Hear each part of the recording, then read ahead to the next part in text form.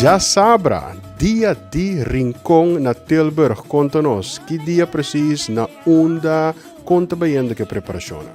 Já sabra, por fim é grande dia aí, depois de celebrar dia hopi duche na Boneiro, já sabra outra toca turno para Tilburg.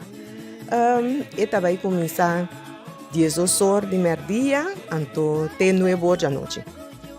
Na onda precisa Tilburg. É também um lugar, é lugar de costume, para 22 anos acaba, Bosfrug, Tilburg.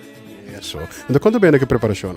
A preparação é bom, nada canano bom, tur gente está preparar clapa bini de Boneiro, tem macho, tem bini, e banda nada clapa bini, tem banda tá bini de Boneiro, 2 banda criollo, FMK, com o ganador Edson Franz, então com o grupo Carinho que estava até ano passado, também com o Dairon Coffee, também lo tem, Nel Pierre também tem, Nene Toma Cacei também lo tem.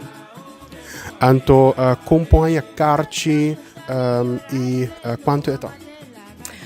Eta 20 euro, eta queda 20 euro na porta também, eta queda 20 euro, vou por guacribe carte, vou por click, compra o carte online, também na porta, lo vai ter carte também é dia. Então, conta com comida que nós trabalhamos na dia de Rincón na Tilburg. Tem comida de Boneiro, tem comida criollo, e grel tampouco não porque da fo, tem sopa de cabrito, tudo isso aí não vai ter roupa comida criollo. Coisa de boca duche também me tem imaginado? Sim, boca duche também também tem bar bom surti, e ora aí tá, você só aqui era para chegar, para ser nossa grande dia de Rincón.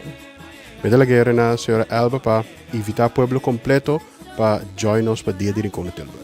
Tudo ele tá bom vir para vir celebrar junto conosco nosso grande dia de Rincón para 22 anos. Não queda assim vir, ando mita queda pedir, chega temprano para sobra. Não chega lá, ando hora coscava, bom não que para coscava, dus chega temprano, e lá em nova tá claro, acaba, nós tá abre menta, pastor Curtis lo abre com oração, já nós tá seguir com 3 bananas, com o tempo dele tá você também DJ, inteiro dia até 9 horas da noite. Lo vai ter homenagem também, par de homenagem também, dus chega, você tem que chegar.